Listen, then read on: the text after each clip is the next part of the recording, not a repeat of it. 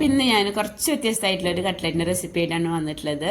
Pizza cutlet. അപ്പോൾ pizza ഇഷ്ടപ്പെടുന്ന എല്ലാവർക്കും തീർച്ചയായിട്ടും ഈ ഒരു കട്ട്ലറ്റും ഇഷ്ടമാവും കേട്ടോ. പ്രത്യേകിച്ച് കുട്ടികൾക്ക് പിസ്സ ഒക്കെ ഭയങ്കര ഇഷ്ടമാണല്ലോ. അപ്പോൾ അവർക്കൊക്കെ എന്തായാലും ഇഷ്ടമാവും. അപ്പോൾ നിങ്ങൾ ഈ രീതിയിൽ കട്ട്ലറ്റ് ഉണ്ടാക്കിയിട്ടില്ല എന്നുണ്ടെങ്കിൽ ഒന്ന് ഉണ്ടാക്കി നോക്കണേ. അപ്പോൾ ഞാൻ നോമ്പിന് മുന്നേ കുറച്ചധികം ചിക്കനൊക്കെ വാങ്ങി വേവിച്ച് റെഡിയാക്കി വെച്ചിട്ടുണ്ടായിരുന്നു. അപ്പോൾ ഞാൻ ഈ ഒരു ഐറ്റം മാത്രമാണ് ആദ്യം ഉണ്ടാക്കിയിട്ട് ഫ്രീസറിൽ സ്റ്റോർ ചെയ്തിട്ടുള്ളത്. അപ്പോൾ ആ ഒരു വീഡിയോ നിങ്ങളായിട്ട് ഷെയർ ചെയ്യാണ്. അപ്പോൾ വീഡിയോയിലേക്ക് പോകുന്നതിൻ്റെ മുന്നേ റസിയാസ് കിച്ചൻ ചാനൽ ആദ്യമായി കാണുന്നവരാണെങ്കിൽ ഒന്ന് സബ്സ്ക്രൈബ് ചെയ്ത് സപ്പോർട്ട് ചെയ്യണേ. സബ്സ്ക്രൈബ് ചെയ്യുമ്പോൾ തൊട്ട് കാണുന്ന കൊച്ചു ബെല്ലൈക്കനും കൂടി ഒന്ന് ക്ലിക്ക് ചെയ്ത് ഓൾ എന്ന ഓപ്ഷനും കൂടി ഒന്ന് എനേബിൾ ചെയ്യണേ.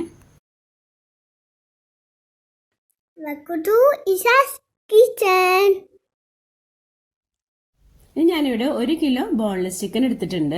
അത് ഞാൻ ഉപ്പും കുരുമുളകും ഇട്ടൊന്ന് വേവിച്ചെടുത്തിട്ടുള്ളതാണ്. അപ്പം അതിൽ കുറച്ച് വെള്ളം ഉണ്ടാകും, നമുക്ക് മാറ്റി വെക്കാം. നമ്മൾക്ക് സൂപ്പ് ഉണ്ടാക്കുമ്പോഴോ അല്ലെങ്കിൽ ചില്ലി ചിക്കൻ പോലുള്ള എന്തെങ്കിലും ഉണ്ടാക്കുമ്പോൾ നമുക്കത് ഉപയോഗിക്കാം. ഈ ചിക്കൻ സ്റ്റോക്ക് നമ്മൾ സ്റ്റോർ ചെയ്യുമ്പോൾ എപ്പോഴും ഫ്രീസറിൽ വെക്കണം കേട്ടോ. ഫ്രിഡ്ജിൽ വെച്ചാൽ പെട്ടെന്ന് തന്നെ ചീത്തയായി പോകും. അപ്പോൾ നമ്മളെ ചിക്കൻ ചൂടാറിയിട്ടുണ്ട്. അപ്പം ഞാൻ കുറച്ച് വലിയ പീസായിട്ട് ഇങ്ങനെ കൈകൊണ്ട് പിച്ചിട്ട് അങ്ങനെ എടുത്ത് മാറ്റി വയ്ക്കുന്നുണ്ട്. ബാക്കിയുള്ളത് നമ്മൾ കൈകൊണ്ട് ഇങ്ങനെ പിച്ചെടുത്തതിന് ശേഷം മിക്സിയുടെ ജാറിലിട്ട് ഒന്ന് ക്രഷ് ചെയ്തിട്ട് എടുക്കുകയാണ്. ഞാനിവിടെ ഒരു 150 ഗ്രാം ചിക്കൻ വലിയ പീസായിട്ട് എടുത്തിട്ടുണ്ട്. ഞാൻ ഒരു സ്നാക്ക് മാത്രമാണ് ചെയ്ത് കാണിക്കുന്നുള്ളൂ. ബാക്കി ചിക്കന് ഞാൻ പല കവറിലാക്കിയിട്ട് പിന്നെ മാറ്റി വെക്കാണ് ഫ്രീസറിൽ. അപ്പൊ നമ്മൾ ഇപ്രാവശ്യം അധികം ഫ്രൈഡ് ഐറ്റംസ് ഒന്നും ഉണ്ടാക്കണ്ടെന്നാണ് വിചാരിച്ചിട്ടുള്ളത്. അപ്പൊ എന്നാലും ഞാൻ ഒരൈറ്റം ഉണ്ടാക്കി സ്റ്റോർ ചെയ്യുന്നുണ്ട്. പിസ്സ കട്ട്ലറ്റ് ആണ് ഞാൻ ഉണ്ടാക്കുന്നത്. അപ്പൊ അതിനുവേണ്ടി ഞാൻ റെഡിയാക്കി വെച്ച ചിക്കനിന്ന് ഞാൻ പറഞ്ഞില്ല കുറച്ച് വലിയ പീസായിട്ട് ഇങ്ങനെ പിച്ചി എടുത്തിട്ടുണ്ടായിരുന്നു. അത് 150 ഗ്രാം ആണ്. അപ്പൊ ഞാൻ കുറച്ച് ഓയിൽ ഒഴിച്ചിട്ട് അത് ഞാൻ ആ പാനിലേക്ക് ഇട്ട് കൊടുത്തിട്ടുണ്ട്. ചിക്കനിലേക്ക് ഞാൻ 1 ടീസ്പൂൺ ചില്ലി ഫ്ലേക്സും 2 ടീസ്പൂൺ കുരുമുളക് പൊടിയും ചേർത്ത് കൊടുക്കുന്നുണ്ട്.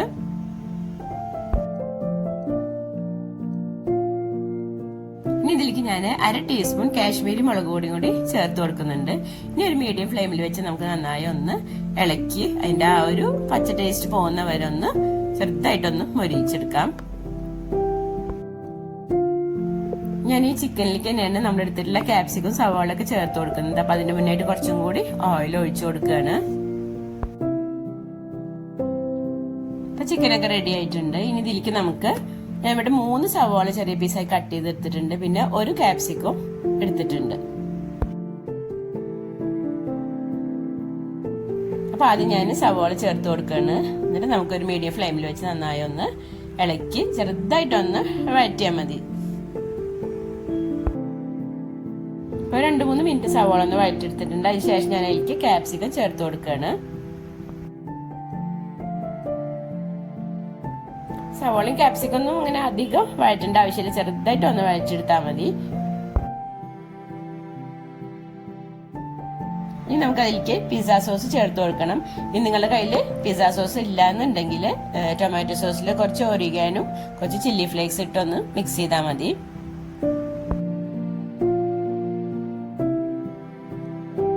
ഞാൻ ഇതിലേക്ക് 4 ടീസ്പൂണോളം പിസ്സ സോസ് ചേർത്ത് കൊടുത്തിട്ടുണ്ട്.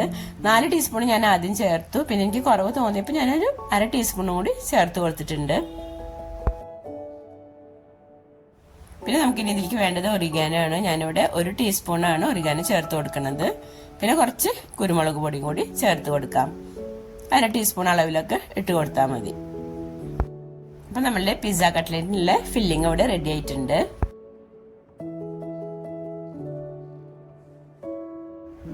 ഇനി നമുക്ക് പിസ്സ കട്ട്ലറ്റിലേക്ക് വേണ്ടത് ഉരുളക്കിഴങ്ങാണ്. ഞാനിവിടെ 1 കിലോ ഉരുളക്കിഴങ്ങ് ഒന്ന് കട്ട് ചെയ്തിട്ട് പുഴുങ്ങിയെടുത്തിട്ടുള്ളതാണ്. ഇനി നമുക്കതൊന്ന് തൊലി കളഞ്ഞെടുക്കാം.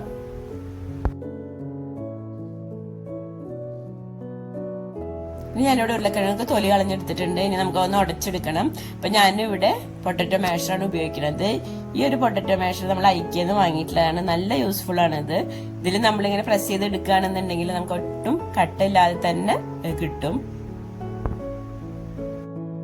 ഉരുളക്കിഴങ്ങിൽ ഞാൻ ഉപ്പ് ഇട്ടിട്ടുണ്ടായിരുന്നില്ല പുഴുങ്ങുമ്പോൾ. അപ്പൊ ഞാനൊരു ടീസ്പൂൺ ഉപ്പ് ചേർത്ത് കൊടുത്തിട്ടുണ്ട്. പിന്നെ 4 ടേബിൾ സ്പൂൺ കോൺഫ്ലവർ ആണ് ചേർത്ത് കൊടുക്കുന്നത്. കോൺഫ്ലവറിന് ഞാൻ പകുതി ഇട്ട് കൊടുത്തിട്ടുണ്ട്. പിന്നെ ഞാൻ 1 ടീസ്പൂൺ ഒറിഗാനോ ഇടുന്നുണ്ട്. പിന്നെ 2 ടീസ്പൂൺ കുരുമുളക് പൊടിയും കൂടി ചേർത്ത് കൊടുക്കുന്നുണ്ട്.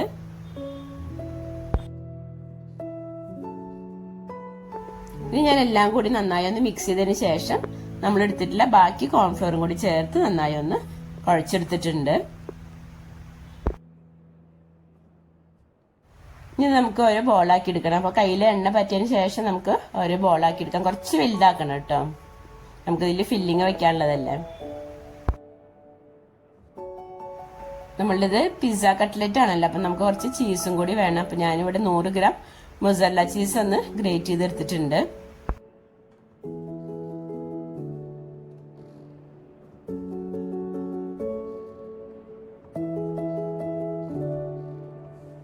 ഇനി നമുക്ക് ഓരോ ബോളും കയ്യിൽ വെച്ച് ഇതുപോലെ ഒന്ന് ചെറുതായിട്ടൊന്നിങ്ങനെ പരത്തിയിട്ട് ഉള്ളിലൊന്നിങ്ങനെ കുഴിയാക്കാം. എന്നിട്ട് അതിലേക്ക് നമുക്ക് ഫില്ലിങ് വെച്ച് കൊടുക്കാം.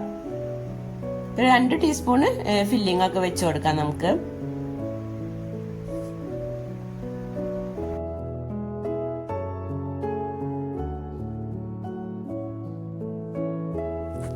ചീസും കൂടി വെച്ച് കൊടുത്തതിന് ശേഷം ഫില്ലിംഗ് ഒന്നും പുറത്തേക്ക് ആവാത്ത രീതിയിൽ ഇങ്ങനെ ക്ലോസ് ചെയ്തിട്ട് പിന്നെ നമുക്ക് ബോളാക്കിയതിന് ശേഷം പരത്തിയെടുക്കാം.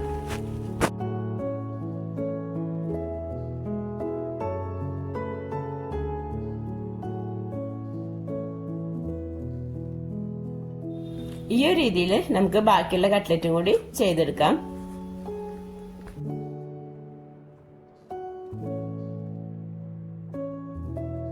ഈ ഒരു അളവ് ഫില്ലിങ്ങിലേക്ക് ഞാൻ 1 കിലോ ഉരുളക്കിഴങ്ങും 100 ഗ്രാം ചീസുമാണ് എടുത്തിട്ടുണ്ടായിരുന്നത്.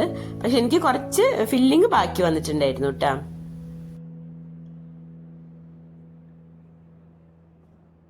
അപ്പൊ ഞാൻ കട്ട്ലറ്റ് ഒക്കെ റെഡിയാക്കി എടുത്തിട്ടുണ്ട്. ഇനി നമ്മൾ സാധാരണ കട്ട്ലറ്റ് ഉണ്ടാക്കുമ്പോൾ ചെയ്യുന്ന പോലെ തന്നെ കോഴിമുട്ടയിൽ മുക്കിയതിന് ശേഷം ബ്രെഡ് ക്രംസിൽ മുക്കിയിട്ട് നമ്മൾ ഫ്രൈ ചെയ്തെടുക്കുകയാണ് ചെയ്യുന്നത്. അപ്പൊ ഞാനിവിടെ 2 കോഴിമുട്ട, കുറച്ച് ഉപ്പും 1 ടേബിൾ സ്പൂൺ കോൺഫ്ലവർ ഇട്ട് ഒന്ന് അടിച്ചെടുത്തിട്ടുള്ളതാണ്.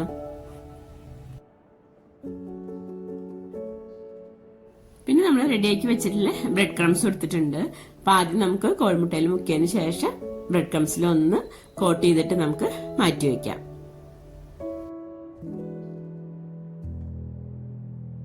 ഞാനിവിടെ 4 എണ്ണം പൊരിക്കണല്ലോ, ബാക്കിയുള്ളത് ഞാൻ ഫ്രീസ് ചെയ്ത് വെക്കുകയാണ്.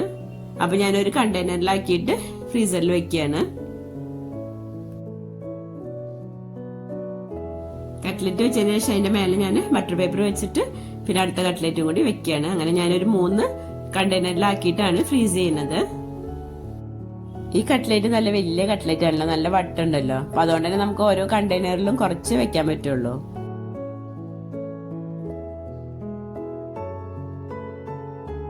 അപ്പൊ നമ്മൾ റെഡിയാക്കിയിട്ടുള്ള കട്ട്ലറ്റ് ഒക്കെ ഫ്രീസറിൽ വെക്കുകയാണ്.